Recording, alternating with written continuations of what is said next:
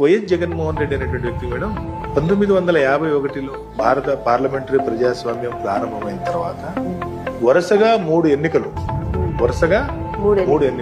వేరొక రాజకీయ పార్టీతో పొత్తు పెట్టుకోకుండా ఎన్నికలను ఎదుర్కొన్న ఏకైక పార్టీ వైఎస్ఆర్ కాంగ్రెస్ పార్టీ, ఏకైక నాయకుడు వైఎస్ జగన్మోహన్ రెడ్డి.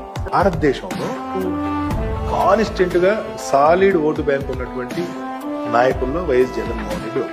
ఈ 40% ఓట్ షేర్ ఉంది సరే, ఆయనకి ఎప్పటికీ తగ్గదు అనేది మాత్రం స్పష్టంగా అర్థమవుతుంది. ఇది చాలా కీలకమైనటువంటి విషయం.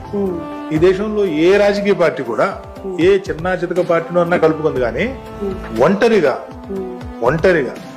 3 సాధారణ ఎన్నికలు వరుసగా కొత్తగా పుట్టినటువంటి పార్టీ ఇంకొక పార్టీతో పొత్తు లేకుండా ఏది లేదండి. మీరు యు టేక్ ఎనీ పార్టీ కానీ ఒక్క వైఎస్ జగన్మోహన్ రెడ్డి గారు మాత్రమే దేశంలో వేరొక రాజకీయ పార్టీతో పొత్తు పెట్టుకోకుండా తాను నమ్మినటువంటిది తాను ఏర్పాటు